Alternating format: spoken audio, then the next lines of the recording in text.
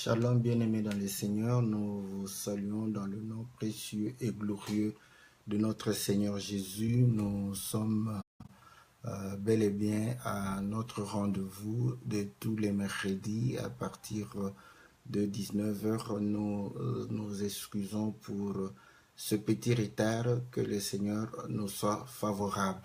Vous êtes bel et bien en train de suivre l'émission Que la Bible parle, une émission qui essaie de répondre à vos préoccupations et répond à vos inquiétudes et qui apporte réellement la lumière à des écritures qui semblent être difficiles. Que Dieu vous soit favorable, que Dieu vous bénisse, que Dieu puisse réellement vous assister en toutes choses. C'est votre serviteur, le pasteur Philippe Mukenge, qui présente chaque mercredi l'émission Que la Bible parle. C'est une émission qui est réellement interactive. Donc voilà, on essaie de répondre à des questions de bien-aimés qui nous sont envoyées ou qui juste nous sont posées lorsque nous sommes en train de pouvoir faire l'émission. Notre prière est que Dieu, qui est fidèle à sa parole, Dieu qui accorde réellement la grâce, puisse réellement vous donner toutes choses, vous donner réellement tout ce qu'il faut afin de pouvoir réellement vous jouir de sa bonté, de sa grâce, de sa miséricorde. Nous sommes dans la joie de pouvoir réellement nous retrouver et nous osons croire que Dieu qui bénit ceux qui s'attachent aux choses du royaume ne manquera pas de pouvoir vous bénir, vous accorder ce dont vous avez besoin. Bien-aimés dans le Seigneur, sans plus tarder, nous allons pouvoir essayer de pouvoir répondre à des questions. Donc, ici j'ai pris l'intitulé d'une seule question, mais je voudrais essayer de répondre à 2 ou 3 questions. D'ailleurs, il y avait aussi une question qui nous était posée par rapport au Père spirituel. Nous ne savons pas si nous aurons assez de temps pour pouvoir y répondre. Donc, parce que nous croyons que la question qui est posée nous est posée parce qu'il y a aussi des préoccupations là-dessus. Donc voilà, bien aimé dans le Seigneur, c'est que nous allons pouvoir réellement essayer de pouvoir répondre en ce jour. Donc nous allons répondre à la question de notre frère qui est Jean-Marie, qui pose sa question pour dire que pourquoi le roi Assuérus, lorsqu'il va inviter le peuple à la fête, va pouvoir réellement présenter les richesses du pays pendant 180 jours. Donc voilà. Et nous avons la question de notre bien-aimé Prosper qui nous pose la question de pouvoir savoir ce que la Bible dit, ce que vous lirez sur la terre sera lié au ciel. Donc là, nous comprenons que nous pouvons tout lier, donc tout ce que nous décidons, si nous le faisons par la foi, n'est-ce pas, cela sera réellement exécuté au ciel. Donc voilà, et il l'a même ajouté pour dire, si c'est ainsi, donc on peut aussi lier Satan, lier les démons. Donc pourquoi parfois nous ne sommes pas d'accord avec le fait qu'on ne peut pas lier les démons ou lier Satan. Donc je vais commencer par là puisque je crois l'intitulé de notre vidéo c'est « Ce que vous lirez sur la terre sera lié au ciel ». Donc nous commençons dans le livre de Matthieu chapitre 18. Matthieu chapitre 18. Écoutez ce que le Seigneur dit. Je commence au verset 15. « Si ton frère a péché, va et reprends-le entre toi et lui seul. S'il t'écoute, tu as gagné ton frère, mais s'il ne t'écoute pas, prends avec toi 1 ou 2 personnes afin que toute l'affaire se règle sur la déclaration de 2 ou de 3 témoins. S'il refuse de les écouter, dis-le à l'Église. S'il refuse aussi d'écouter l'Église, qu'il soit pour toi comme un païen et un publicain. Je vous le dis en vérité, tout ce que vous lierez sur la terre sera lié dans le ciel, et tout ce que vous délierez sur la terre sera délié dans le ciel. Donc, bien aimé dans le Seigneur, nous avons l'écriture.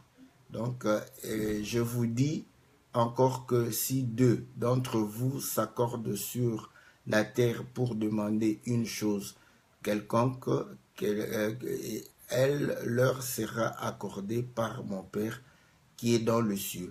Car là où deux ou trois s'assemblent en mon nom, je suis au milieu d'eux. Donc voilà l'écriture. Donc ainsi, parfois, donc, nous croyons que tout ce que nous lions sur la terre ici est lié au ciel. Donc voilà, c'est ainsi que les prêtres, les pasteurs ont cru aussi qu'ils pouvaient lier le mariage. Vous voyez, donc voilà, certains ont cru qu'ils pouvaient lier les démons, donc lier les sorciers, lier Satan. Vous voyez, donc pourquoi? Parce qu'il y a une écriture qui dit clairement que tout ce que vous lierez, n'est-ce pas, ce que vous lirez sur la terre sera lié au ciel. Donc, je prends encore une autre écriture dans le livre, je crois, de Matthieu, chapitre 16. Matthieu, chapitre 16, au verset 19. « Je te donnerai les clés du royaume des cieux. Ce que tu lieras sur la terre sera lié dans le ciel. Et ce que tu lieras sur la terre, ce que tu délieras sur la terre sera délié dans le ciel. » Donc, alors il recommanda aux disciples de ne dire à personne qu'il était le Christ. Donc, nous voyons qu'il y a aussi ce témoignage du Seigneur lorsque Pierre a dû répondre à la question de qui il était. Et le Seigneur va répondre, à dire que voilà, je vais te donner les clés du royaume. Ce que tu vas lier sera, sur la terre sera lié au ciel. Ce que tu lieras, délieras sur la terre sera lié, délié au ciel. Voilà, ça c'est l'écriture. La Bible dit ceci dans le livre de 1 Corinthiens au chapitre 3. 1 Corinthiens chapitre 3. Nous lisons. Voilà. Je commence au verset... non, c'est 2 Corinthiens chapitre 3.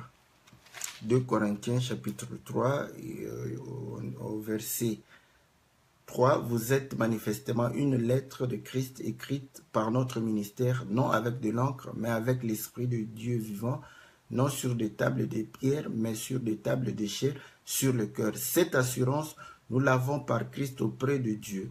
Ce n'est pas à dire que nous soyons par nous-mêmes capables de concevoir quelque chose comme venant de nous-mêmes. Notre espérance, au contraire, vient de Dieu. Il nous a aussi rendus capables d'être ministres d'une nouvelle alliance, non de la lettre, mais de l'esprit, car la lettre tue, mais l'esprit vivifie. » Et il dit, « Or, si le ministère de la mort gravé avec des lettres sur des pierres a été glorieux au point que le fils d'Israël ne pouvait fixer les regards sur le visage de Moïse à cause de la gloire de son visage, bien que cette gloire fût passagère. » Donc, vous allez comprendre que aujourd'hui, le Seigneur nous donne la capacité, parce que la capacité que nous avons ne vient pas de nous, mais vient du Seigneur. Il nous a donné la capacité d'être serviteurs d'une nouvelle alliance.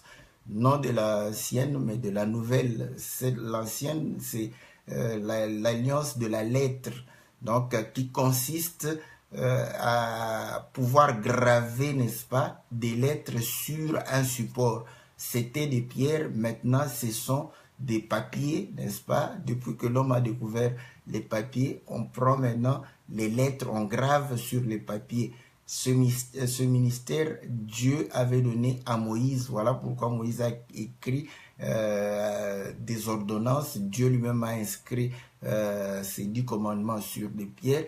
Donc, vous allez comprendre que maintenant, c'est l'alliance de l'esprit. Et en quoi consiste l'esprit? Vous allez, je prends dans le livre de Romains, chapitre 2. Romains, chapitre 2.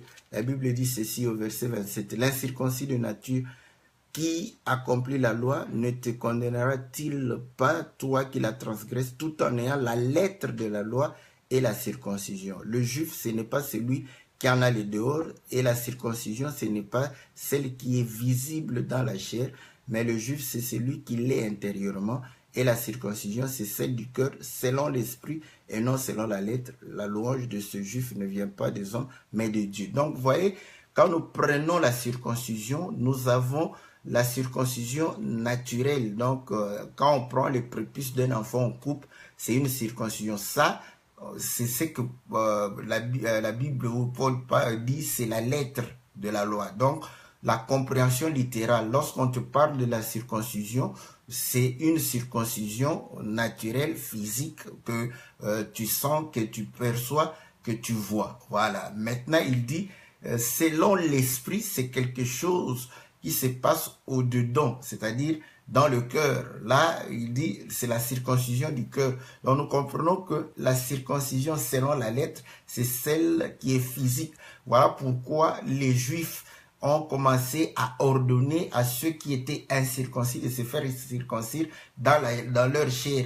Mais et pourtant, la circoncision, selon l'esprit, selon la nouvelle alliance, consiste à ce que qu'on puisse circoncire le cœur. Or, lorsque on circoncie la chair, on enlève la partie inutile, ce qui est inutile, ce qui n'est pas utile, on l'enlève pour pouvoir réellement garder ce qui est utile. De la même manière, la circoncision du cœur, on va enlever ce qui est inutile. Or, dans le cœur, nous avons les pensées. Donc, vous allez comprendre que les pensées qui seront enlevées, ce sont les pensées inutiles. Or, le Seigneur dit à Pierre, arrière de moi, dans Matthieu chapitre 16, arrière de moi, Satan, n'est-ce pas? Car les pensées que tu as ne sont pas les pensées de Dieu, mais les pensées des hommes. Donc, nous comprenons que ce qui est inutile, ce sont les pensées humaines. Ce qui est inutile, c'est réellement les pensées charnelles, terrestres. C'est ce que le Seigneur est en train de pouvoir débarrasser. Donc, écoutez. Donc, voilà pourquoi nous disons que lorsque vous lisez une écriture, la compréhension littérale de l'écriture ne vous donne pas accès, n'est-ce pas, à la parole de Dieu ou à la pensée de Dieu. C'est que quand le Seigneur a dit, ce que vous lierez sur la terre sera lié au ciel. Ce que vous délierez sur la terre sera délié au ciel. Donc, à ce moment-là, littéralement, quand nous lisons, c'est-à-dire que nous commandons le ciel. C'est ça. Si je lis sur la terre, le ciel est obligé de lier. Donc, le commandement vient de la terre. Or, la Bible dit, la nature elle-même ne vous enseigne-t-elle pas? Donc, nous devons aller dans la nature, voir comment Dieu a créé les choses et voir est-ce que réellement ce qu'on lit là-bas, c'est véritablement ce que nous devons comprendre. Oui, c'est écrit noir sur blanc, mais c'est une lettre gravée, n'est-ce pas, sur du papier. Donc, Paul dit que la lettre tue, mais l'esprit vivifie. Donc, lorsque vous lisez, il dit, je te donnerai les clés du royaume. Donc, il faut comprendre que ce qu'on est en train de pouvoir ouvrir ou délier sur la terre, on le délie avec ce qui vient du ciel. Donc, vous allez comprendre déjà que la compréhension littérale, naturelle, doit être corrigée, orientée selon la pensée de Dieu.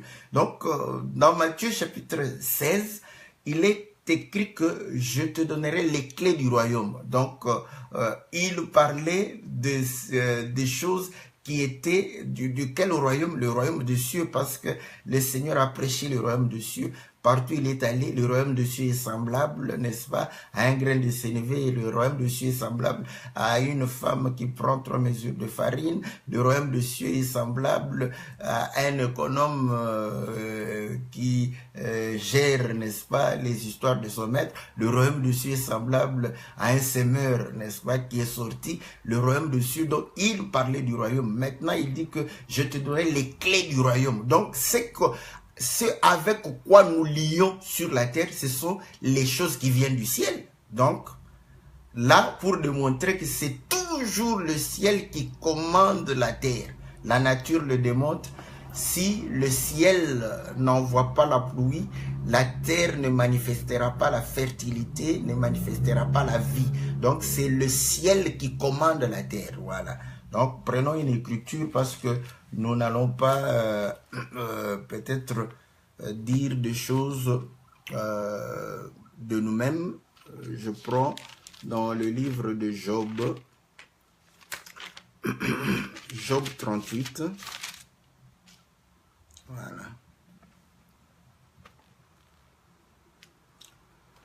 Voilà, au verset, je commence au verset 33. Connais-tu les lois du ciel? Règles-tu son pouvoir sur la terre? Voilà. Vous voyez? Donc, il pose la question le Seigneur pose la question à Job pour dire que est-ce que tu connais les lois du ciel? C'est toi qui règles son pouvoir sur la terre. Donc, c'est le ciel qui a le pouvoir sur la terre. Donc, déjà, si tu ne comprends pas cette chose-là, tu vas commencer à faire n'importe quoi, croyant que Dieu t'a donné le pouvoir de tout lier et de tout délier. Tu ne peux lier ou délier sur la terre si cela ne t'a été donné par le ciel. Voilà pourquoi, écoutez, Pilate qui croyait qu'il avait le pouvoir sur le Seigneur, il a dit au Seigneur, tu ne sais pas que j'ai le pouvoir de te libérer ou le pouvoir de te condamner. Et le Seigneur va lui dire que, voilà, donc, tout cela t'a été donné, n'est-ce pas, au ciel. Donc, vous allez comprendre que le Seigneur, n'est-ce pas, va pouvoir réellement dire à Pilate, je crois que c'est dans Jean, je ne sais pas si, bon, l'écriture, je sais qu'elle est là, donc je ne veux pas pouvoir insister sur ça.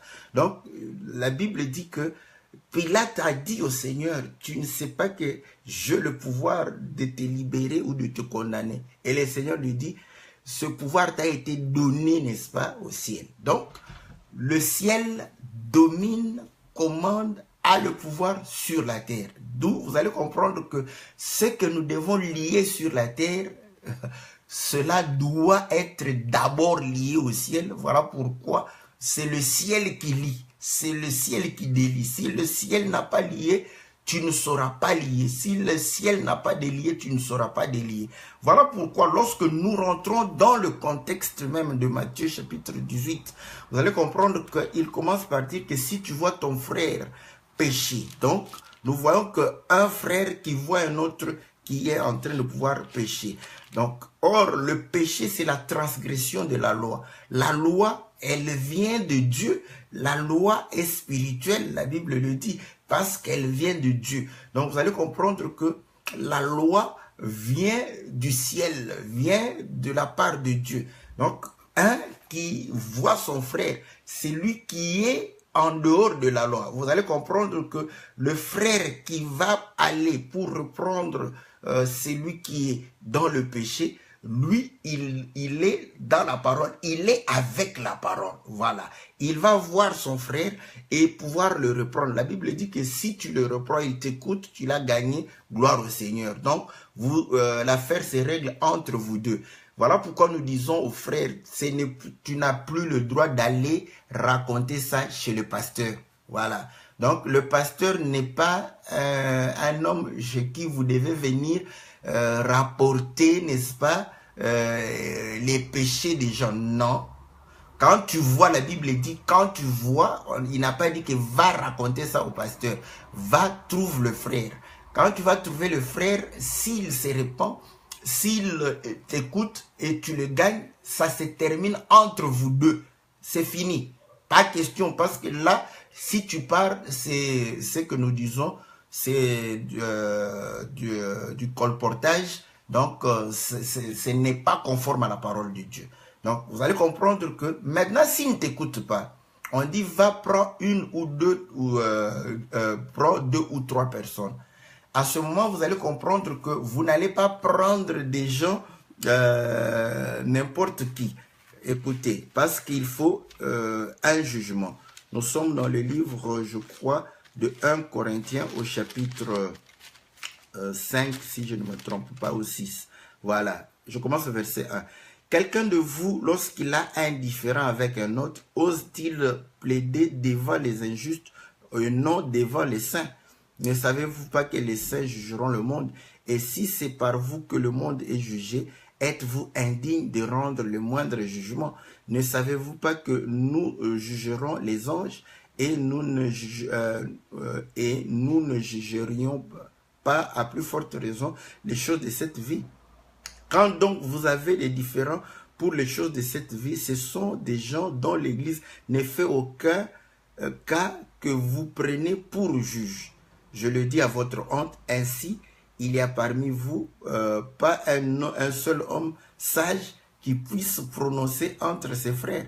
Mais un frère plaide contre un frère, c'est là devant des infidèles. Donc vous voyez, il démontre que quand il y a un problème, il faut prendre des gens. Et il faut prendre des gens qui sont considérés. Des gens dont comme la maîtrise de la parole et le fait d'être réellement spirituel, conduit par l'esprit, est avéré. D'où, vous allez comprendre, nous vous disons, prenez les conducteurs. Parce que si les gens sont vos conducteurs, ils doivent être des modèles, ils doivent être exemplaires, ils doivent être remplis du Saint-Esprit, ils doivent réellement avoir la maîtrise de la parole pour pouvoir réellement vous aider. Donc, tu vas prendre 2 ou 3 personnes afin que la chose soit traitée entre 2 ou 3 personnes. Donc, nous comprenons que maintenant, la Bible démontre que tu ne peux pas prendre, n'est-ce pas, des païens. Pourquoi? Parce que leur jugement n'est pas basé sur la parole. Donc, nous sommes dans une circonstance où le frère qui demeure dans la parole va essayer de gagner son frère qui a péché. Et le péché, c'est la transgression de la loi. Donc, ce qui fait que nous puissions juger ses frères, c'est la parole. Donc, ce ne sont pas nos sentiments, ce ne sont pas nos désirs, c'est la parole. Voilà pourquoi on prend 2 ou 3. S'ils refusent, on dit, on prend en témoin l'Église. Or, l'Église, c'est là où le Seigneur a dit qu'il a réellement mis, n'est-ce pas, une sagesse infiniment variée dans l'Église. Donc, l'Église est la colonne de la vérité. Donc, vous allez comprendre que l'Église s'appuie sur la vérité. L'Église est basée sur la parole. L'Église, c'est la parole, n'est-ce pas, faite chair. Voilà. Parce que le Seigneur prend chair en nous. Voilà pourquoi lorsque Paul était en train de pouvoir persécuter l'église du Seigneur, le Seigneur a dit, pourquoi me persécutes-tu? L'église, c'est la parole. Donc, vous allez comprendre que cet homme est jugé par rapport à la parole. Et ainsi, lorsqu'il refuse d'écouter l'église, donc c'est sur base de la parole. Voilà pourquoi le Seigneur dit, si vous liez, donc on lit sur base de la parole, on ne lit pas sur base de nos sentiments. Donc, nous allons comprendre une chose, que toutes nos excuses, il y a des gens bon, on a de la visite aussi, donc voilà, c'est un peu ça. Donc, nous allons comprendre que tout ce qu'on peut lier, c'est sur base de la parole. Donc, c'est la parole qui lie. Donc, vous allez comprendre que tout ce que vous lierez sur base de la parole. Donc, tout ce que vous délierez sur base de la parole. Donc, si on dit que, bon frère, nous allons te détacher, te délier, n'est-ce pas, de l'assemblée. Donc, le Seigneur va aussi l'écarter. Voilà. Donc, frère, quand on te met dehors, comprends que le Seigneur va aussi t'écarter de ces choses. Donc, voilà. Donc, vous allez comprendre que ça n'a rien à voir. Maintenant, le problème est que, par rapport aux démons, par rapport à Satan, le Seigneur a dit, vous chasserez les démons. Voilà la parole de Dieu. Le Seigneur n'a pas dit, vous lierez les démons. Vous chasserez les démons. Il sait pourquoi il a dit qu'on va chasser les démons. Lui-même, il les a chassés. Vous allez comprendre. Écoutez, les démons sont venus et le Seigneur a dit, ils ont prié pour dire que voilà, donc nous avons besoin de pouvoir réellement aller, n'est-ce pas, chez les pauvres. Et il va les chasser pour pouvoir aller dans les pauvres. Il ne les a pas liés. Pourquoi nous disons cela? Tu ne peux pas lier Satan. Parce que si tu lis Satan et que le ciel lit Satan, écoutez ce qui va se passer. Nous sommes dans Apocalypse chapitre 20.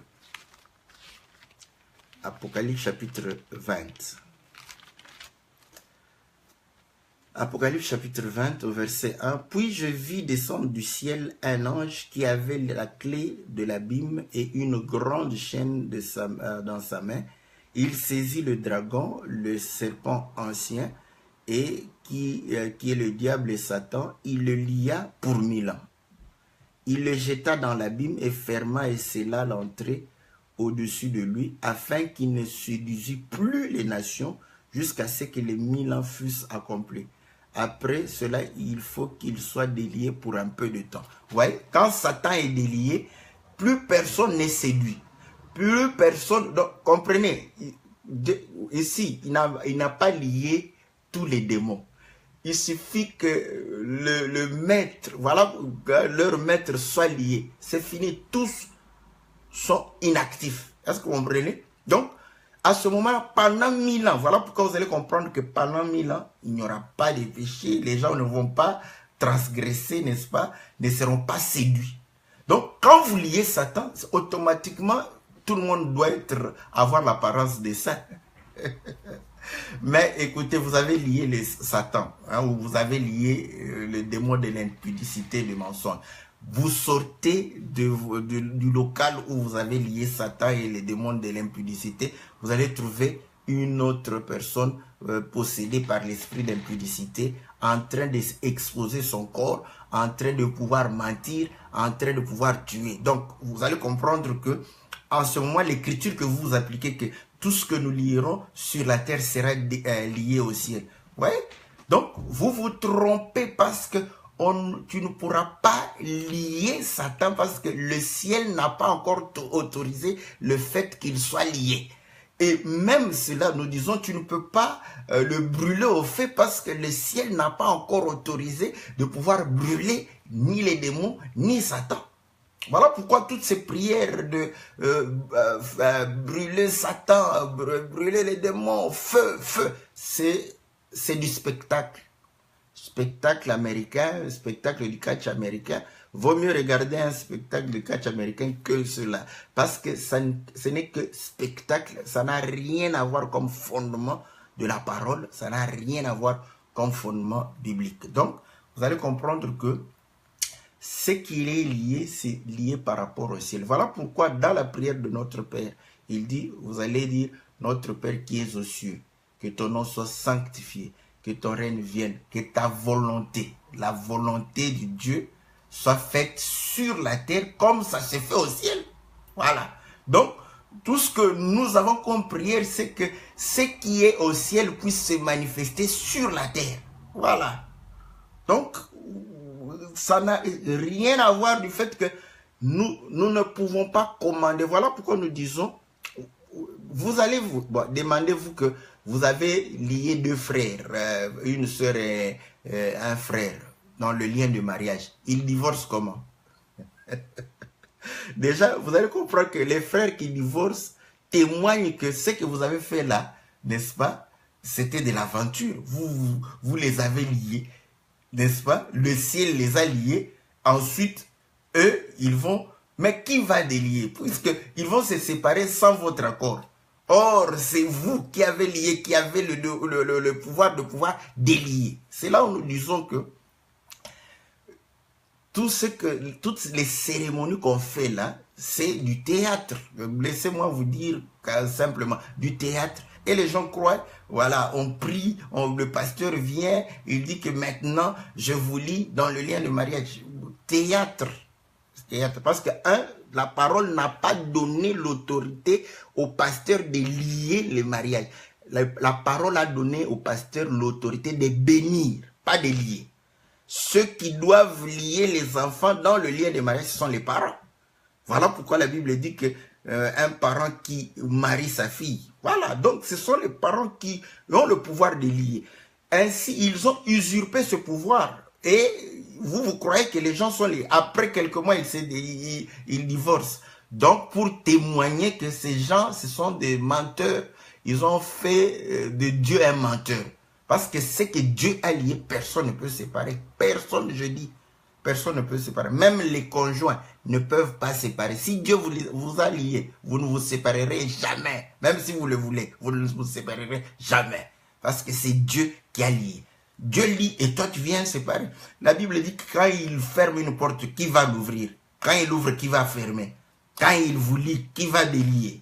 Donc vous voyez, c'est là où nous disons que ces choses sont liées de manière littérale et on croit, on se donne la peine de pouvoir faire tout ce qu'on veut.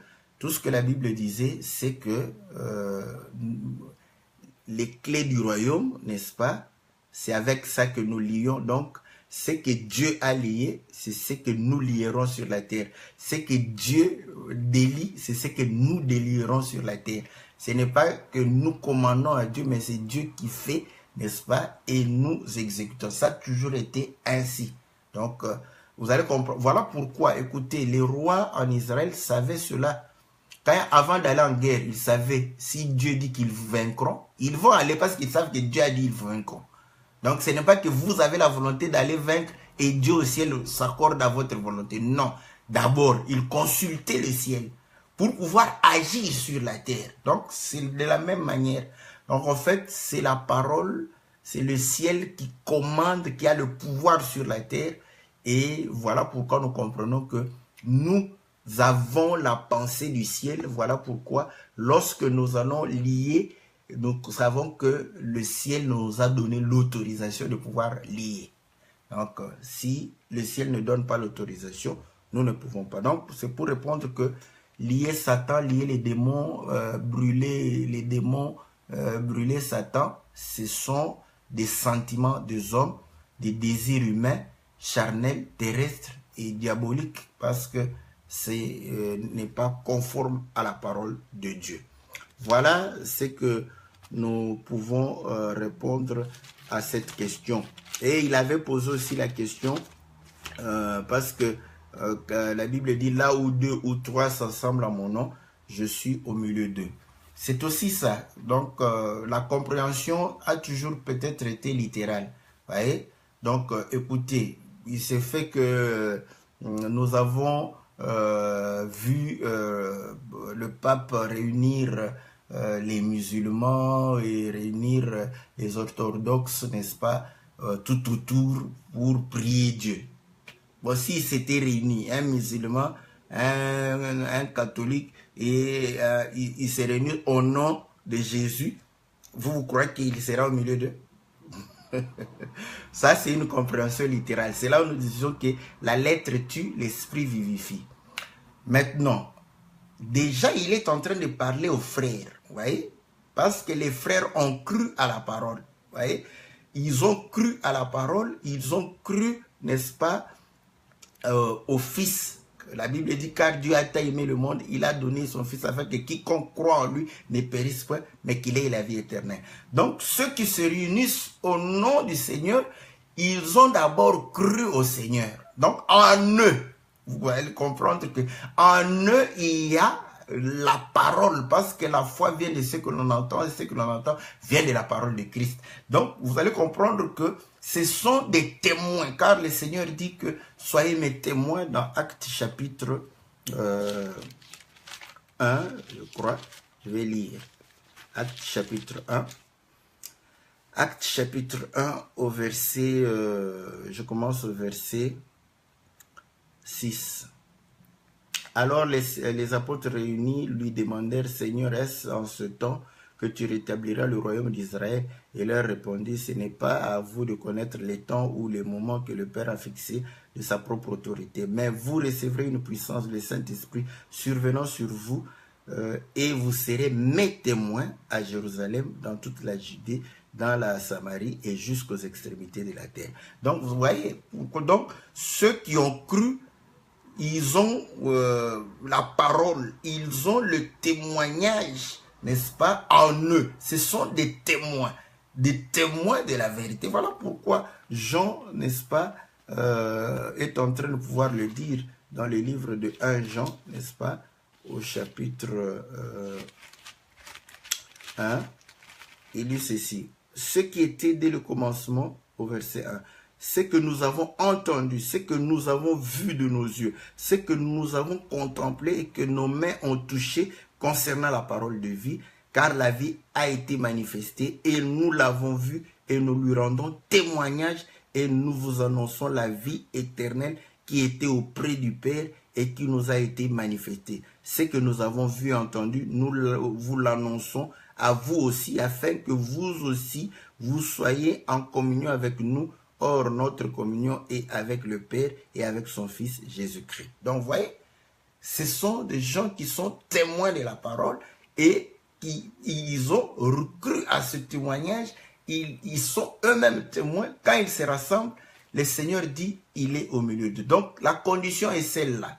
Voilà pourquoi, lorsque nous lisons, il commence par dire que voilà, pourquoi il a recommandé à ce qu'on puisse, lorsque le frère, n'est-ce pas, n'écoute pas son frère qui est venu, il dit, mais s'il ne t'écoute pas, au verset 16 de Matthieu 18, prends avec toi une ou deux personnes afin que toute l'affaire se règle sur la déclaration de 2 ou de 3 témoins. Ouais? Donc, il revient sur ce qui a été dans la loi. Donc, la vérité était établie par le témoignage de 2 ou de 3.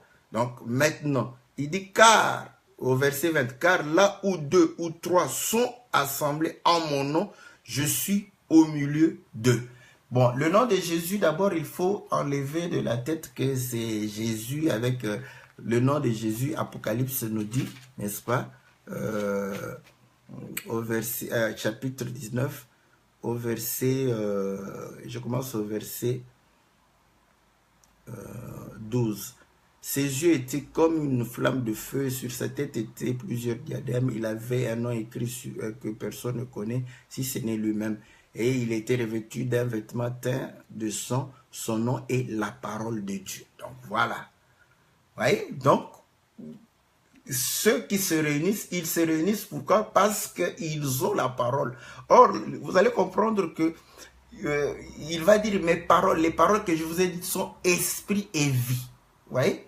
Donc, nous comprenons que c'est la parole qui nous réunit, là ou deux. Donc, cela voudrait dire que si tu es seul, il ne sera pas avec toi. Mais maintenant, donc, quand nous sommes seuls à la maison, Dieu, le Seigneur n'est pas avec nous. Pour qu'il soit avec nous, nous devons être à 2 ou à 3. Vous voyez? Donc, vous allez comprendre qu'on ne peut pas comprendre ça littéralement. Parce qu'il y a une écriture, il dit que quand tu pries, va dans la chambre, ferme la porte. Là, dans le lieu secret, tu es seul avec Dieu. Et Dieu t'exauce. Parce qu'il est dans le lieu secret, il va t'exaucer. Donc, seul Dieu peut être avec toi. Parce que quand il dit, je serai avec Emmanuel, c'est Emmanuel, Dieu avec... Dieu avec, n'est-ce pas?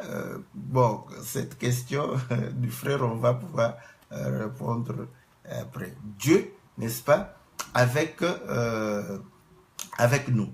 Donc, vous allez comprendre que Dieu avec nous, c'est réellement Emmanuel au milieu de nous. Donc, nous voyons que Dieu, tu peux être seul et Dieu est avec toi.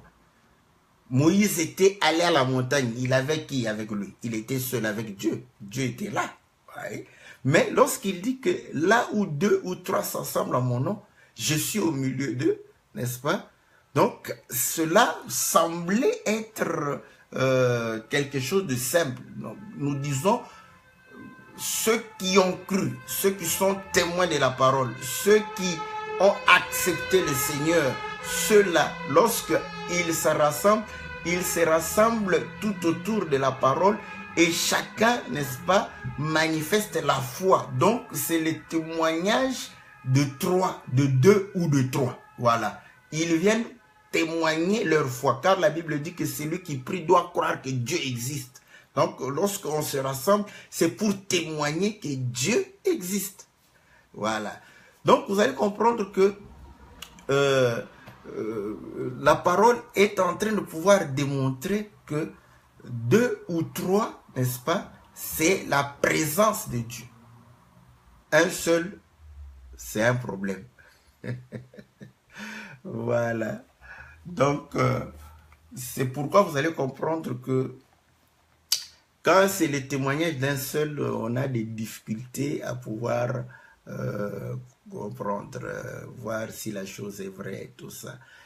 Le Seigneur dit ceci dans Jean chapitre 14. Jean chapitre 14, au verset 6. Jésus lui dit, « Je suis le chemin, la vérité et la vie. Nul ne vient au Père que par moi. » Donc, vous voyez, le Seigneur est la vérité. Il est le chemin, il est la vie. Donc, nous allons comprendre que tout ceci, parce que c'est ce qui va pouvoir réellement nous faire comprendre qu'il est avec nous. Parce que s'il est avec nous, n'est-ce pas, nous serons dans la vérité, nous aurons la vie et nous connaîtrons le chemin qui nous mène vers, n'est-ce pas, notre Dieu. Donc, ça, ce sont des choses que nous devons pouvoir comprendre. Je prends la vérité, pourquoi? Parce que c'est par la vérité que nous avons facilement l'appréhension du fait d'être deux ou trois. Vous voyez? Donc, voilà pourquoi, lorsqu'il dit que afin que l'affaire soit conclue sur la déclaration de deux ou de trois témoins, prenons l'écriture dans Nombre chapitre 35. Nombre chapitre 35. Voilà. Nous sommes au verset 30. Si un homme tue quelqu'un, on ôtera la vie au meurtrier sur la déposition de témoins. Un seul témoin ne suffira pas pour faire condamner une personne à mort. Voilà. Donc, si tu es témoin d'un meurtre et tu pars dire que voilà, j'ai vu tel tuer, n'est-ce pas, son frère ou sa femme ou son père ou sa mère. En Israël, on va te poser la question, bon, tu as encore un autre témoin? Si tu dis que non, j'étais seul. Ils ne vont pas condamner la personne. S'ils ne condamnent pas, c'est qu'ils trouvent qu'il est innocent. C'est qu'ils ne t'ont pas cru. C'est que tu n'as pas dit la vérité. Donc, vous allez comprendre que la déclaration d'un seul témoin n'est pas la vérité. Or, le Seigneur démontre que là où deux ou trois s'assemblent, n'est-ce pas, en mon nom, je suis au milieu d'eux. Donc, nous comprenons que si un seul vient, même s'il dit les choses qui sont réelles, nous tenons la réalité pour vérité. Mais ici, ce qui est réel n'est pas nécessairement vrai. Donc, comme il témoigne, il est le seul à témoigner, on ne prend pas ça pour vérité. On dit, bon, ça va. On t'a écouté. Un autre témoin, il n'y a pas un autre témoin. Bon, monsieur, tu es libre de partir.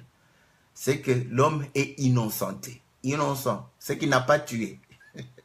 Donc, par le témoignage d'un seul, il n'a pas tué. Il faut que deux témoignent pour dire qu'il a tué. À ce moment-là, on dit que c'est la vérité qu'il a tué. Donc, vous voyez, on dit, vous n'accepterez point de rançon. Donc, voilà, là, c'est... Mais écoutez maintenant, ce que j'aime dans la Bible est que, un jour, une femme connaissant cette loi va pouvoir réellement dire, et prenez Naboth. Voilà, attendez que je retrouve. Voilà, 1 Roi chapitre 21. Au verset 7, je commence. Alors Jézabel, sa femme, lui dit, est-ce bien toi maintenant qui exerces la souveraineté sur Israël?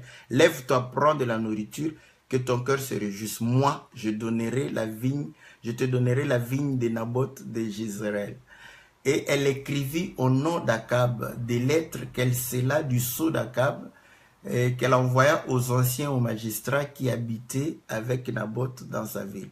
Voici ce qu'il écrit dans ses lettres. Publiez un jeune, placez Naboth à la tête du peuple et mettez en face de lui 2 méchants hommes qui déposeront ainsi contre lui. Tu as maudit Dieu et le roi, puis menez-le dehors, lapidez-le et qu'il meure. Les gens de la ville de Naboth, les anciens et les magistrats qui habitaient dans la ville agirent comme Jézabel le leur avait fait dire, d'après ce qui était écrit dans les lettres qu'elle leur avait envoyées. Ils publièrent un jeune et ils placèrent Naboth à la tête, et les 2 méchants hommes vinrent se mettre en face de lui, et ces méchants hommes déposèrent ainsi devant le peuple contre Naboth. Naboth a maudit Dieu et le roi, puis ils le menèrent hors de la ville, ils le lapidèrent et il mourut. Donc voilà.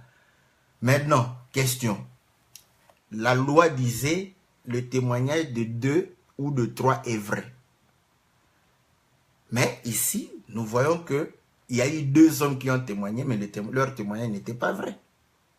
Mais Dieu ne peut pas mentir. Quand Dieu a dit le témoignage de 2 ou de 3 est vrai, c'est parce que, pour démontrer que ce que ces témoins-là disent, moi Dieu, n'est-ce pas, je suis avec eux. Parce qu'ils disent la vérité. Je suis la vérité, je suis avec eux. Mais nous voyons que le témoignage des hommes, de 2 hommes, ne peut pas être, toujours vrai. Mais parce que la parole de Dieu ne peut être anéantie. Le Seigneur dit dans Matthieu chapitre 5, au verset 17, il dit ceci. Ne croyez pas que je suis venu pour abolir la loi ou les prophètes. Je suis venu non pour abolir, mais pour accomplir. Donc, lorsque la Bible dit que le témoignage de 2 ou de 3 est vrai, le Seigneur ne vient pas abolir ça. Il vient accomplir.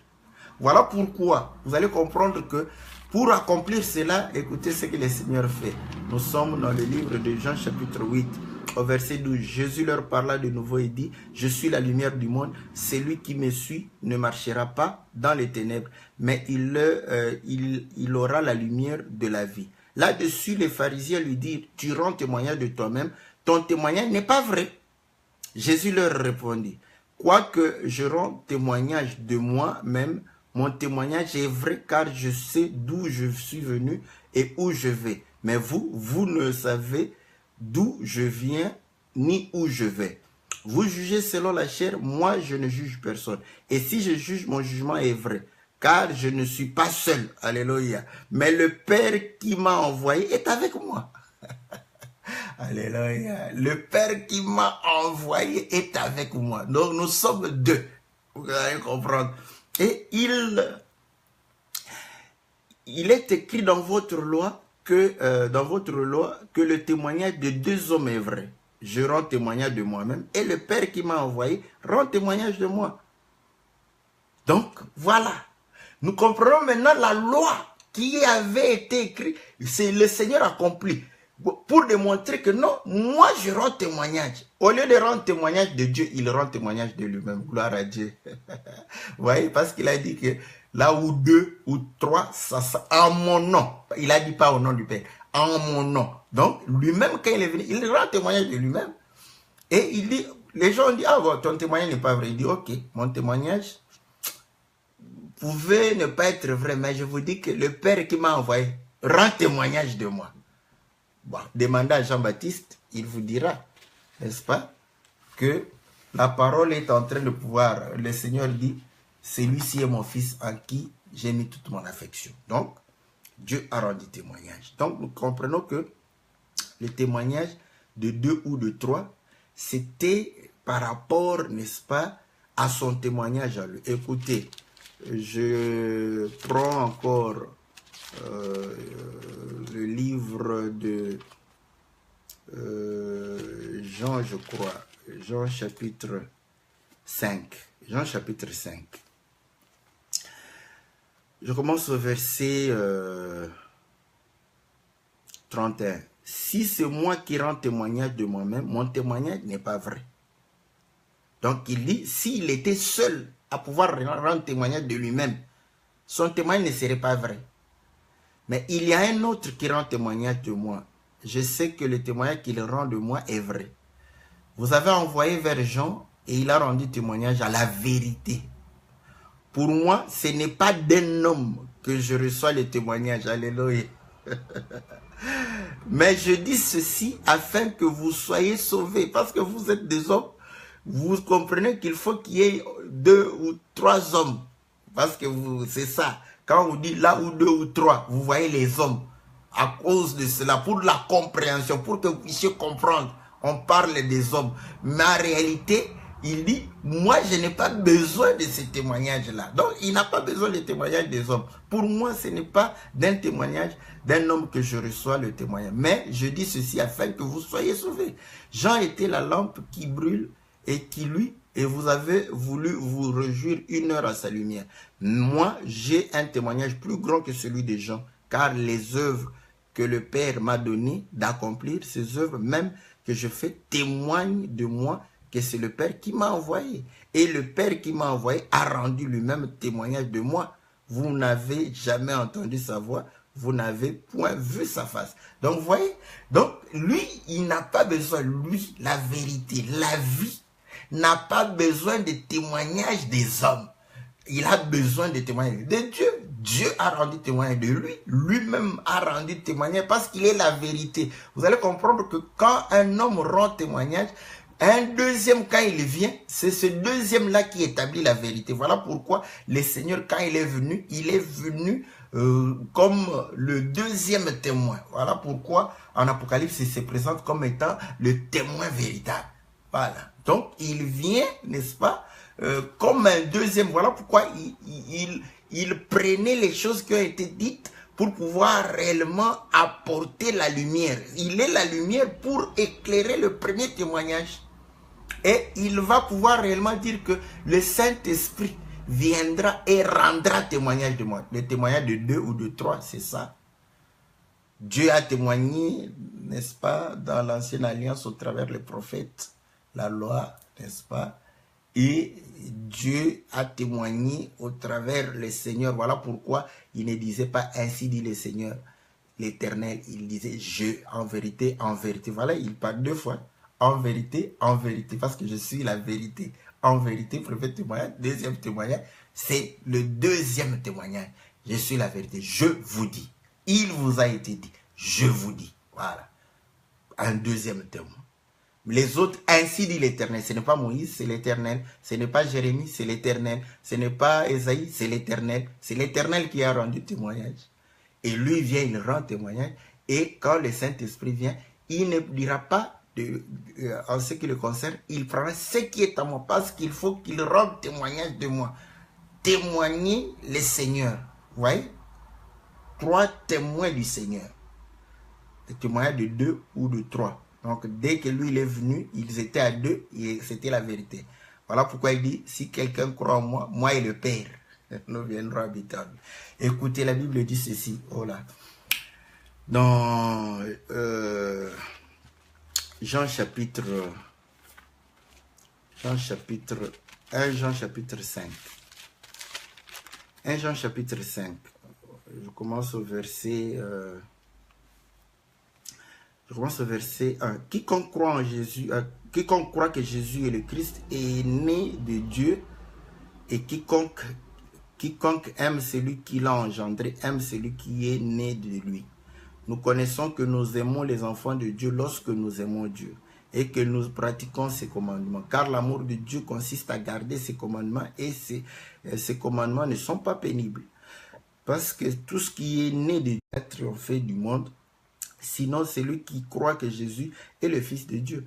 C'est lui, Jésus-Christ, qui est venu avec de l'eau et du sang. Non avec l'eau seulement, mais avec l'eau et le sang. Et c'est l'Esprit qui rend témoignage, parce que l'Esprit est la vérité. Car il y en a 3.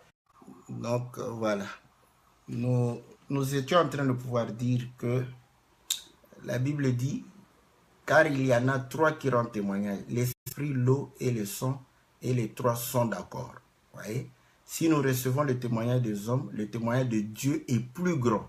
Car le témoignage de Dieu consiste en ce qu'il a rendu témoignage à son Fils.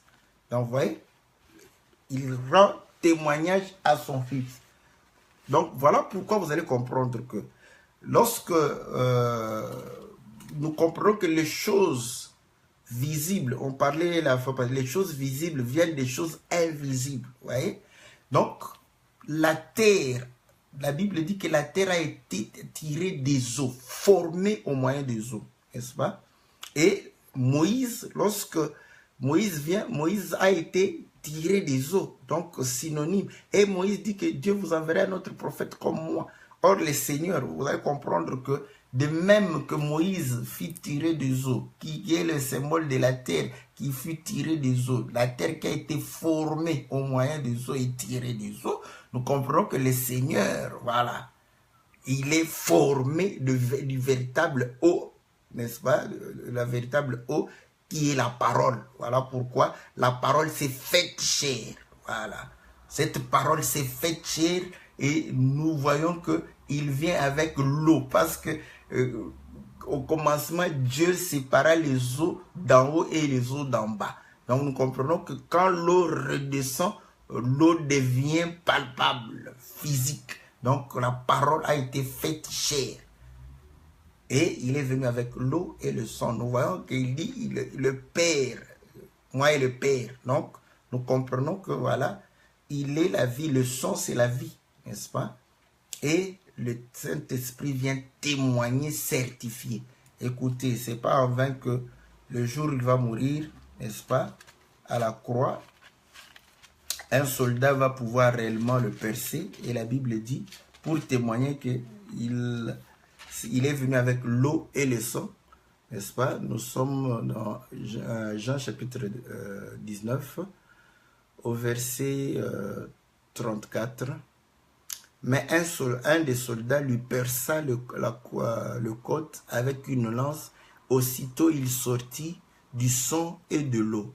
Celui qui l'a vu a rendu témoignage et son témoignage est vrai. Il sait qu'il est vrai afin que vous croyiez aussi. Donc, vous voyez, parce qu'il a vu l'eau et le sang, n'est-ce pas? Voilà pourquoi il rend témoignage et le témoignage est vrai. Ce n'est pas en vain, vous allez comprendre que le jour où le Seigneur va transformer l'eau en vin, vous voyez, il pouvait créer du vin comme ça dans les vases directement. Il a dit remplissez d'eau. Et vous allez comprendre que les vases, n'est-ce pas, c'était des vases qui avaient 2 ou 3 mesures d'eau, n'est-ce pas? Donc il fallait remplir afin de pouvoir prendre et transformer à partir de l'eau le vin. Et vous savez que le vin, c'est le sang, n'est-ce pas, des raisins. Donc, l'Écriture le démontre. Donc, voilà ce que nous pouvons dire par rapport à cela. Et vous allez comprendre que c'est ça la vérité. Lorsque nous avons, n'est-ce pas, ces 3 témoignages. Voilà pourquoi lorsque nous prêchons la parole, nous prêchons sur ces principes-là. Nous allons dans le témoignage qui a été rendu par la loi, les prophètes et les psaumes. Nous allons dans le témoignage que le Seigneur a accompli dans sa chair et nous allons dans le témoignage que le Seigneur, le Saint-Esprit a rendu, n'est-ce pas, au travers les apôtres pour établir, n'est-ce pas, la vérité. Si la chose n'est pas témoignée ainsi, Dieu n'est pas avec vous.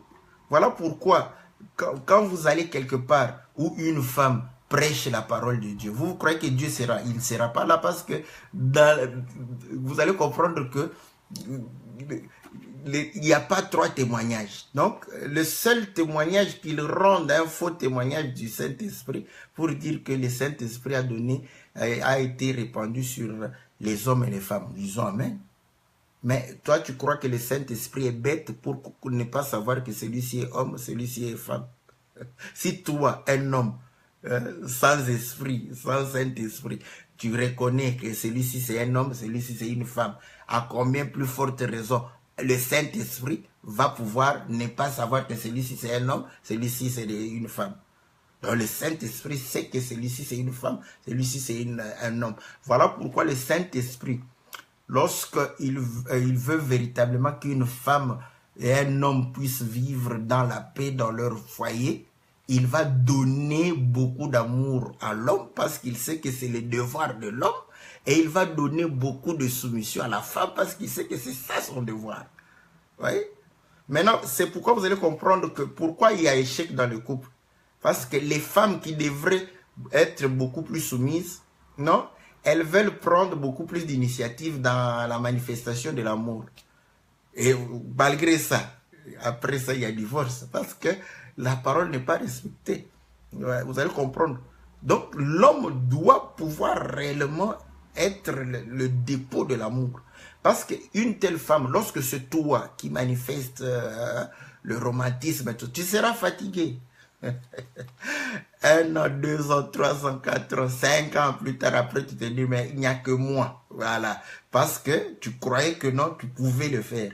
Mais si l'homme manifeste l'amour et que tu manifestes la soumission, l'amour de l'homme sera réellement rendu, n'est-ce pas? Voilà, ce sont des choses où vous allez comprendre que vous allez quelque part, vous voyez une femme debout, comprenez que Dieu n'est pas là. Pourquoi? Parce qu'il y a le témoignage de 2 ou de 3, il n'y en a pas. Donc, il y a 2 ou 3 hommes qui se sont réunis, mais chacun, ils se sont réunis selon leur pensée, chacun avec sa pensée. Donc, voilà ce que nous pouvions dire par rapport à cela. Voilà. Oh, le temps nous manque de pouvoir parler, n'est-ce pas? Bon, les pères spirituels, on en parlera, n'est-ce pas, le mercredi prochain. Mais je vais essayer de pouvoir assez rapidement aborder le problème d'Esther, n'est-ce pas? Nous sommes dans le livre d'Esther. Je prendrai peu de minutes parce que je vais aller rapidement. La Bible dit ceci. Au verset 3, le roi, la 3e année de son règne, il fit un festin à tous ses princes et à ses serviteurs. Les commandants de l'armée des Perses et des Médès, les grands et les chefs des provinces furent réunis en sa présence. Il montra la splendeur des richesses de son royaume et l'éclatante magnificence de sa grandeur pendant nombre de jours, pendant 180 jours. Lorsque ces jours furent accomplis, le roi fit pour tout le peuple ce qui se trouvait à Suse, la capitale, depuis le plus grand jusqu'au plus petit, un festin qui dura 7 jours dans la cour du jardin de la maison royale. Des tentures blanches, vertes et bleues étaient attachées par des cordons de bisus et de pourpre à des anneaux d'argent et à des colonnes de marbre. Des lits d'or et d'argent reposaient sur un pavé de porphyre et de marbre, de nacre et de pierres noires. On servait à boire dans des vases d'or et de différentes espèces. Et il y avait en abondance de vin royal grâce à la liberté du roi. Mais on n'y forçait personne à boire car le roi avait ordonné à tous les gens de sa maison de se conformer à la volonté de chacun. La reine Vachi fit aussi un festin pour les femmes dans la maison royale du roi Assuérus. Donc, vous allez comprendre que ici, le roi va faire un festin et c'était la 3e année et il va réunir et commencer d'abord à présenter les richesses de son royaume et après 180 jours, il fait un festin.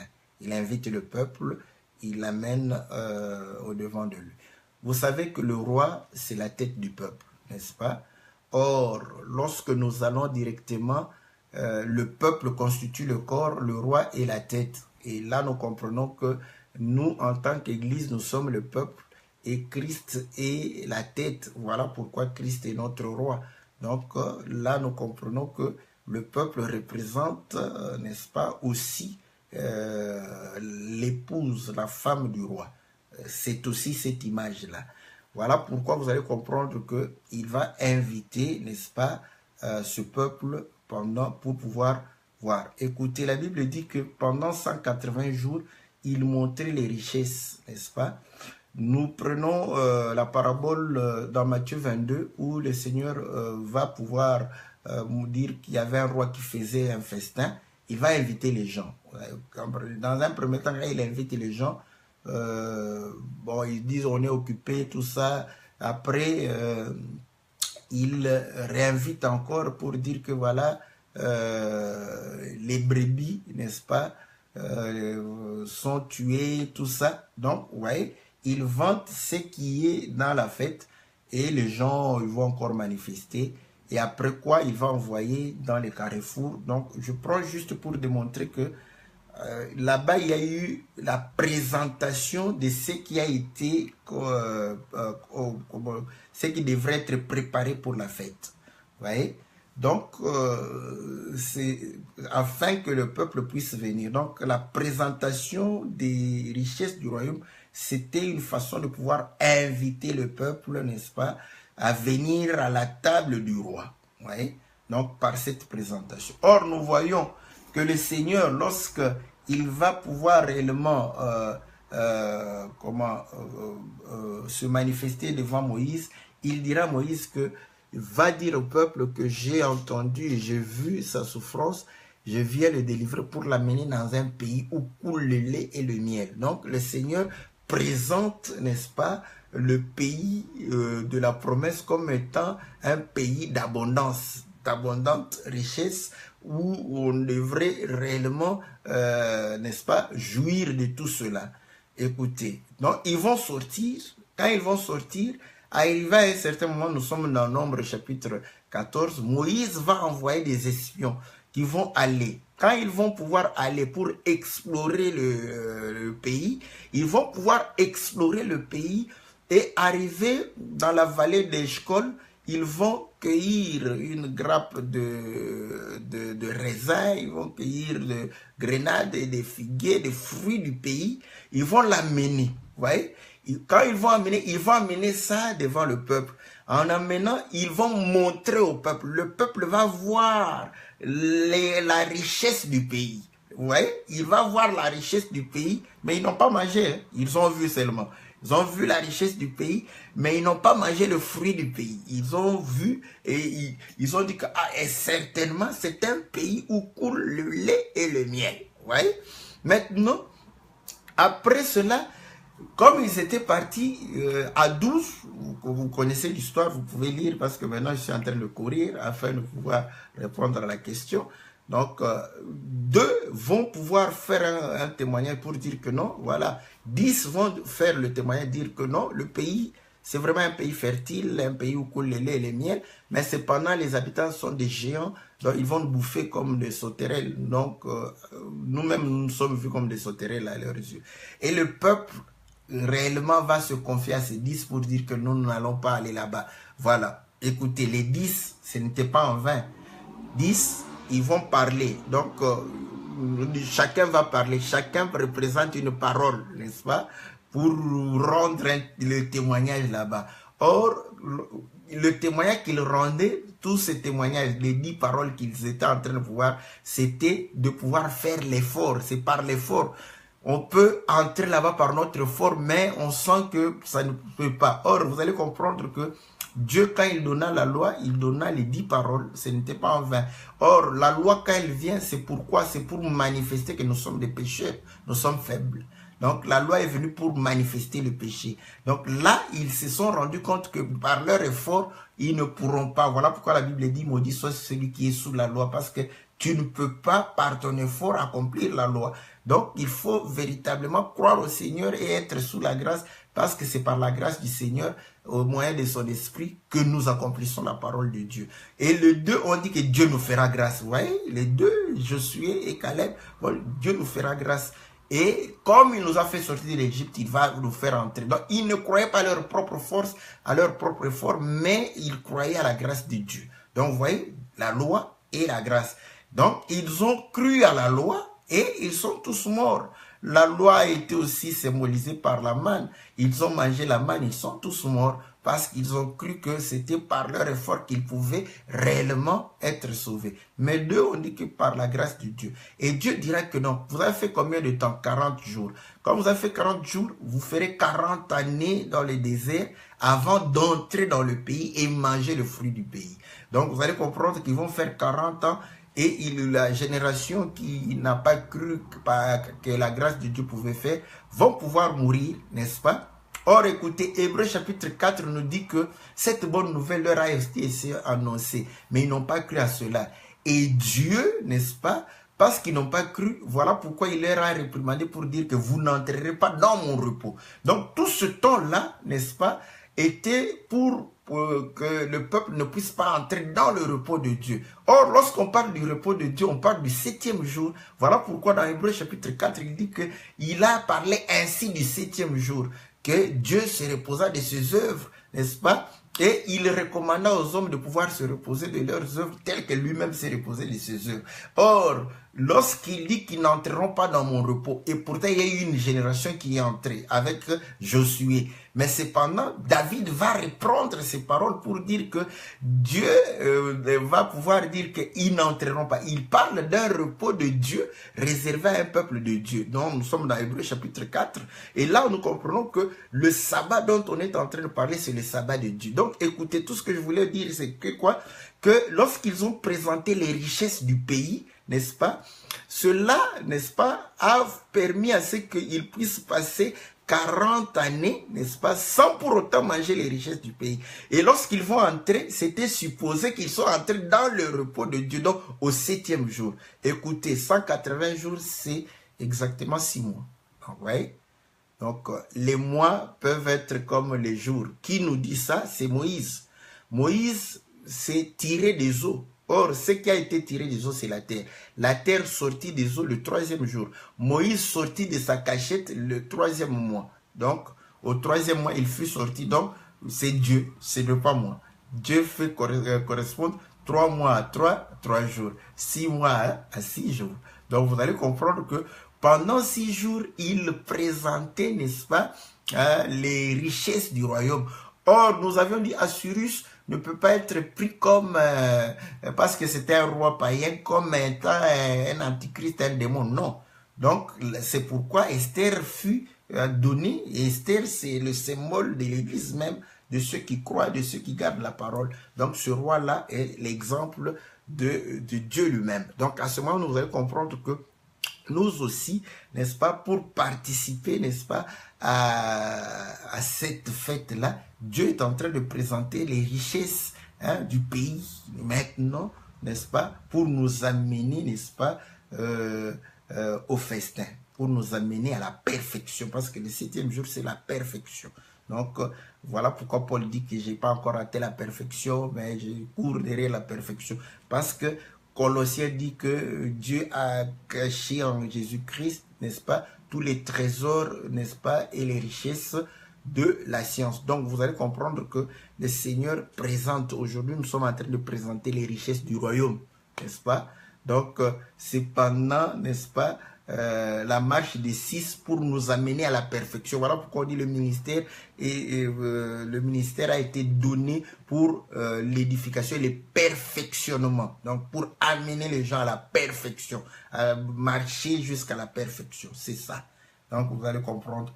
Voilà pourquoi il y a eu ces 6 mois de présentation. Écoutez, et lorsqu'on a pris Esther, Esther va aller, elle va faire une année. Il faisait une année de soins. Mais une année de soins, c'était séparé en 2. Une année, 6 mois avec l'huile de myrrhe, 6 mois avec des aromates, avec des parfums, n'est-ce pas? Donc, et puis à la fin, elle devrait être présentée au roi. Et vous savez qu'en quelle année on a présenté au roi? La 7e année. Ce n'était pas en vain. Donc, en réalité, vous allez comprendre que parce que c'était la 3e année où il fit le festin et Vachi désobéit, et on va commencer à pouvoir chercher une femme qui sera la reine. Donc, Esther sera présentée la 7e année. Donc, 3 ans durant. Tout ça, il y a beaucoup de choses à pouvoir dire, mais on le dit vous voyez, 3 ans de préparation pour... En réalité, c'était une année. Bon, je n'aime pas prêcher comme ça comme un docteur. Parce que je trouve... Bon, j'espère que c'est Dieu qui prêche. Et c'est Dieu qui vous permettra de pouvoir saisir, n'est-ce pas, la parole. Donc, vous allez comprendre que l'année de la grâce, n'est-ce pas, c'est aussi la marche, n'est-ce pas, de Troie. Parce que Esther a fait une année de soins et a été présenté la 7e année. Mais c'était la 3e année où Vachi va désobéir. Donc, mais si vous lisez, si ces éléments, vous ne les prenez pas, vous aurez l'impression que, bon, Vachi a désobéi, on a cherché les femmes, Esther était là, on l'a préparé pendant une année, après une année, Esther est allée. Oui. Donc, c'est un raccourci. Mais en réalité, c'était 3 années parce qu'Esther a été présentée la 7e année. Donc, pourquoi? Parce que la femme, vous voyez, quand elle atteint la stature parfaite, elle est présentée à l'homme. Donc, l'Église, n'est-ce pas, sera présentée à l'homme lorsque, amenée vers l'homme, lorsque elle aura la stature parfaite, voilà, elle va pouvoir s'en aller. Donc, c'est effectivement de cela qu'il s'agissait. Donc, voilà, il y a beaucoup de détails, on peut le dire en détail, mais grosso modo, c'est véritablement ça ce que nous voudrions pouvoir dire par rapport à cela. Voilà, bien aimé dans le Seigneur, nous mettons un point virgule ici. La question de la sœur par rapport au père spirituel, on va en parler le mercredi prochain. Donc, comme ça, on attaque directement ce problème. Je sais que c'est un problème, vous voyez, c'est un problème préoccupant, très préoccupant parmi les saints. Parce que ce sont des enseignements qui n'ont pas apporté la paix dans le cœur des gens. Voilà. Et donc, voilà pourquoi les gens posent des questions. Si c'était un enseignement qui a amené la paix, les gens n'allaient pas insister là-dessus. Mais ce sont des enseignements qui ont apporté beaucoup de troubles, n'est-ce pas, dans la vie des gens. Donc, on va essayer d'en parler, n'est-ce pas, pour pouvoir avoir, n'est-ce pas, de l'éclaircissement. Voilà, bien aimé dans le Seigneur, on a essayé de répondre à 3 questions. Ce qu'on lit sur la terre est lié au ciel. Donc, en fait, ce que Dieu lit, c'est ce que nous lions sur la terre pour manifester la volonté qui est au ciel. Donc, et nous avons compris que Dieu est dans sa parole. Et la parole, n'est-ce pas, et lumière, et vérité, et esprit, lorsque nous recevons cette parole dans 2 mesures ou 3 mesures. Donc, dans les témoignages de 2 ou de 3. Donc, voilà. Il ne faut pas un seul témoignage, la vérité ne sera pas établie. Donc là, tu es sûr que Dieu est avec toi. Si les témoignages de 2 ou de 3, si les 3 sont d'accord, comprends que Dieu est avec toi. Mais si ils ne sont pas d'accord, donc à ce moment-là, c'est un problème. Donc il faudrait véritablement que tu puisses te poser plusieurs questions. Donc voilà. Maintenant, pour le 180 jours, c'était les 6 mois, donc pour permettre au peuple de voir la face du roi. Donc, lorsque le peuple atteint la maturité, donc aller dans le 7e mois, dans le 7e jour, dans la perfection, voilà, pour voir la face du roi. Et pourtant, vous allez voir que les princes voyaient la face du roi, mais le peuple était loin. Donc, voilà tout ce que nous avons pu dire par rapport à cela. Que le Seigneur vous bénisse. N'hésitez pas de poser les questions. Nous allons pouvoir répondre avec la mesure de la grâce que le Seigneur nous a accordée. Si vous n'êtes pas d'accord, ne faites pas semblant. Il faut argumenter. Nous allons revenir pour pouvoir réellement changer de langage pour que la compréhension soit réellement totale. Que Dieu vous soit très très favorable dans le nom précieux et glorieux de notre Seigneur Jésus. Amen.